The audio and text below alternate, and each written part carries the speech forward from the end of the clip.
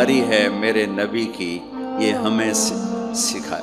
کہیں عورتوں کی بدتمیزی بھی انتہا کو پہنچی ہوتی ہے اور وہ اپنے گھر اجاڑ دیتی ہیں اپنی زبان کی شدت کی وجہ سے، اپنی بد اخلاقی کی وجہ سے۔ لیکن کوئی زیادہ معاملہ مردوں کی طرف سے خراب ہوتا ہے تو شریعت نے بھی اس کو زیادہ بیان کیا اور میرے نبی نے بھی اس کو اجاگر کیا، اور میرے نبی کی آخری تقریر، آخری خطبہ حجۃ الوداع کا صرف ایک رشتے کو بیان کیا، صرف ایک رشتے کو بیان۔ ہم کتنے رشتوں میں جکڑے ہوئے ہیں، ماں باپ، بہن بھائی، چاچا تایا، خالہ خالو، دادا دادی، نانا نانی، ساس بہو، کتنے ہم رشتوں میں جکڑے ہوئے ہیں۔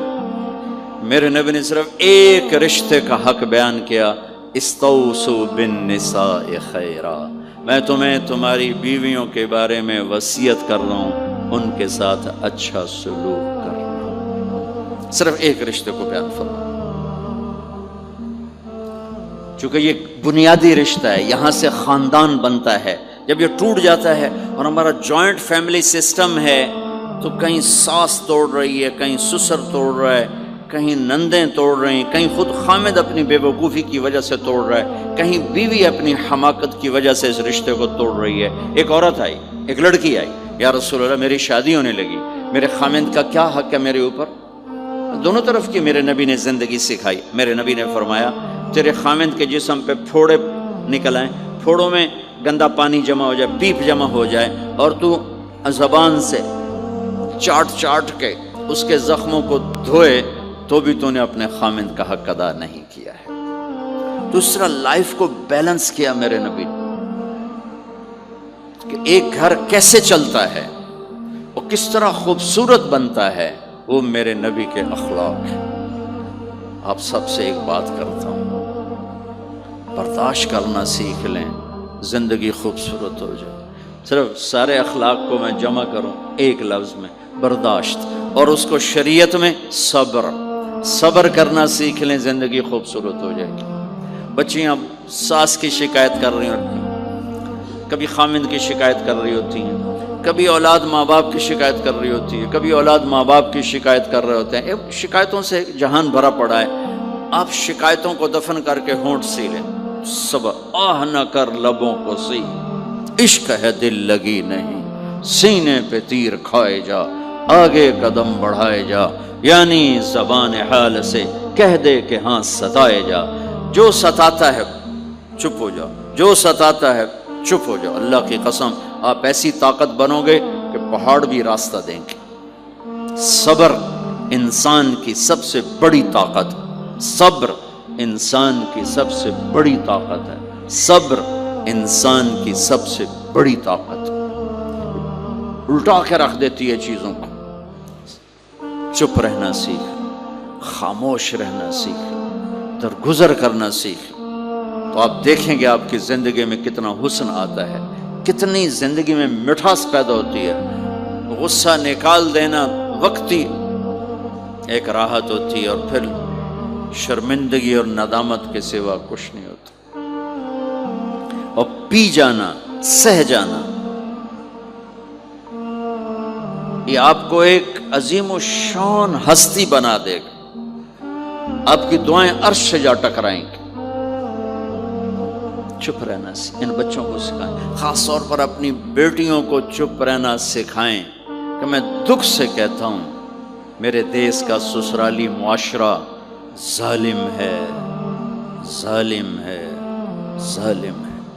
اس میں نہ کوئی نمازی کی قید ہے، نہ بے نمازی کی، نہ دیندار کی، نہ بے دین کی، نہ کسی پردے والے گھر کی، نہ بے پرد گھر کی۔ سسرالی معاشرہ بہت ظالم ہے، بہت ظالم۔ جوائنٹ فیملی سسٹم عذاب بن چکا ہے، عذاب۔ پہلے ایک رحمت تھی یہ کہ سب کو اپنے حقوق حدود کا پتہ تھا، اب کسی کی زندگی میں دخل دینا یہ ہمارے اخلاق بن چکے ہیں، تو ہم اپنی زندگیوں کو خراب کر چکے ہیں، برباد کر چکے ہیں۔ پھر اولاد کے ساتھ کیا کرنا ہے؟ میرے نبی نے حسن حسین کے ساتھ 7 سال گزارے، حسین کے ساتھ 6 سال، حسن کے ساتھ 7 سال علیہم السلام رضی اللہ عنہ۔ 7 سال میں بچہ سمجھدار ہوتا ہے، ایک نصیحت نہیں کی، ایک نصیحت 7 سال ایک نصیحت نہیں پائیں گے آپ. اتنے بڑے نبی، اتنا بڑا انسانیت کا بوجھ، اور روزانہ ٹائم نکال کے بچوں کے پاس آ کر بیٹھتے تھے، ان کے ساتھ کھیلتے تھے، کشتی کرتے تھے، اور بھائیوں کو لائن میں کھڑا کر دیتے تھے. تو حضرت جعفر جوانی میں شہید ہو گئے، ان کے بچوں کو، عون، عبداللہ، محمد، ان کے 3 بیٹے، ان کو بھی بلا لیتے اور ایسے ان کو لائن میں کھڑا کر کے پھر ایسے بائیں پھیلا، ہاں بھائی آؤ بھائی مجھے پکڑو، کون ہے جو مجھے پہلے ہاتھ لگائے گا، کون ہے جو مجھے پہلے ہاتھ لگائے گا. وہ دوڑ لگاتے، پانچوں کا پانچوں، کوئی سر پہ چڑھتا، کوئی کمر پہ چڑھتا، کوئی گود میں گرتا، اور میرے نبی بیٹھ کے مسکراتے. ایک مجھے بات یاد ہے، صرف ایک ہی یاد، کہ حضرت امام حسن رضی اللہ تعالیٰ عنہ علیہ السلام، انہوں نے صدقے کی کھجور اٹھائی اور منہ میں ڈال لی. صدقے کا آیا تھا مال، تو ایک کھجور اٹھا کے منہ میں، تو ہم کہا بخ بخ بخ، تو آپ نے منہ میں نا انگلی ڈال کے کھجور نکال لی کہ بیٹا ہمارے گھر پہ صدقہ جائز نہیں ہے، اس کو پھینک دو. بس یہ ایک بات مجھے اپنے نبی کی زندگی میں ملتی ہے.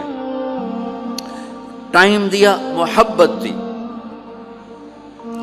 کمال کی بات ہے نہیں، اتنی بڑی ہستی ہو اور بچوں کے لیے گھوڑا بنے پڑے، دونوں ہاتھ بھی ٹیک دیے، گھٹنے بھی ٹیک دیے، آؤ بھائی میری کمر پہ چڑھ جاؤ.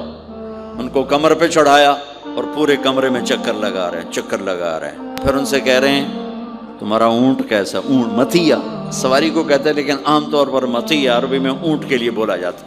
تو پوچھتے بچوں تمہاری سواری کیسی ہے؟ پھر دونوں بھائیوں کو اتار دیتے اور نواسی حضرت زینب ان کو اٹھاتے اور اپنی کمر پہ بٹھا کر کمرے میں چکر لگا رہے ہیں، چکر لگا رہے ہیں، چکر لگا رہے ہیں. یہ مائیں روز ٹھوکی کھلوتے، ایدو تھپڑ، ایدو تھپڑ، ایدو تھپڑ، ایدو تھپڑ.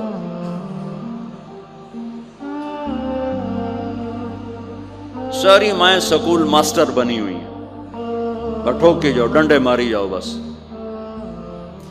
ایسی بے وقوف ہیں کہ جتنی محنت یہ کھانے پر کرتے، اپنے کپڑے کو سجانے پر کرتے، اس کا 100واں حصہ بچوں پہ کریں، ان کے بچے جنید بغدادی بن جائیں. ایک سکول کے حوالے کیا 3 سال کی عمر، پھر ٹیوٹر کے آتے، ٹیوٹر کے حوالے، اکیڈمیوں کے حوالے پوچھو تو پتر ان کے روبوٹ ان کدی یہیں بھجے جاندے، کدی یہیں بھجے جاندے، کدی یہیں بھجے جاندے. اے آیا کہ بی آیا؟ اے بی سانو آ برباد کیتا ہے.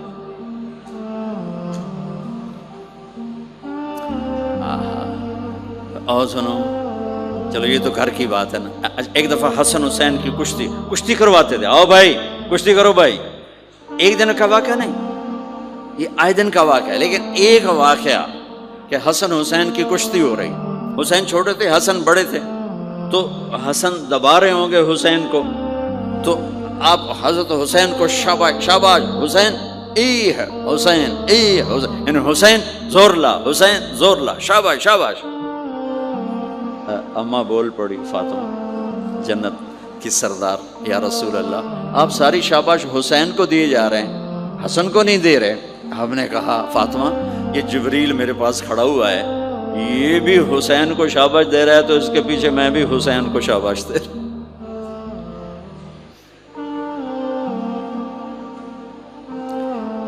اس سے اور اجنو، آپ فرض نماز پڑھا رہے ہیں، فرض نماز، فرض نماز، نفل نہیں، گھر میں نہیں، مسجد میں، اور آپ سجدے میں گئے اور حسن نے چھلانگ لگائی اور کمر پہ جا کے بیٹھ گئے، اور اینجے مندہ کرسی تو ٹھوک کے بیٹھ جانا. میرے نبی نے سجدہ لمبا کر دیا، اتنا لمبا کیا کہ وہ سجدے میں پڑے لوگ سوچنے لگے کہ کہیں اللہ کے نبی فوت تو نہیں ہو گئے.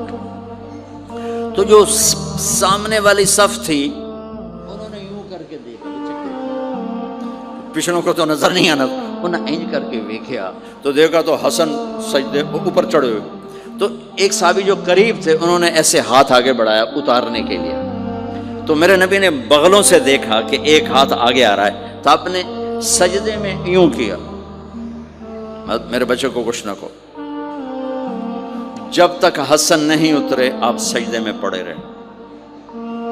اور ایک اور تماشا ہوتا تھا، چونکہ اب نماز لمبی پڑھاتے تھے، لمبی ہوتی تھی نماز، تو آپ ذرا پاؤں کا فاصلہ ہے تو حسن ادھر بیٹھتے، حسین ادھر بیٹھتے. نماز میں میرے رب کی قسم سنا رہا ہوں، اب یہ دونوں کی آپس میں نا وہ شروع ہو جاتی، وہ ادھر وہ ادھر.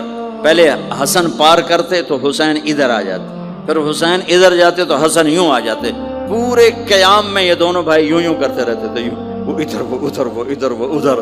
سبحان اللہ، نماز ہو رہی. اس سے عجیب سنو، آپ نے اپنی بیٹی حضرت زینب، آپ کی بڑی بیٹی زینب، ان کی بیٹی امامہ کو ظہر یا عصر کی نماز پڑھا رہے ہیں. کہاں بٹھایا ہوا ہے؟ میں پہلے بیان کرتا ہوں، یہاں بٹھایا ہوا ہے علی یدہ، لیکن میں نے اب چند دن پہلے حدیث پڑھی، یہاں نہیں بٹھایا، یہاں نہیں بٹھایا، یہاں بٹھایا ہوا تھا، یہاں کندھے پر بٹھایا ہوا تھا، یہاں علی عاتقہ، اس کو عاتق کہتے ہیں. اور نماز پڑھا رہے تھے. جب آپ رکوع میں جانے لگے تو یہاں سے پکڑا اور آرام سے اس کو ساتھ بٹھایا، پھر رکوع کیا، قومہ کیا، سجدہ کیا.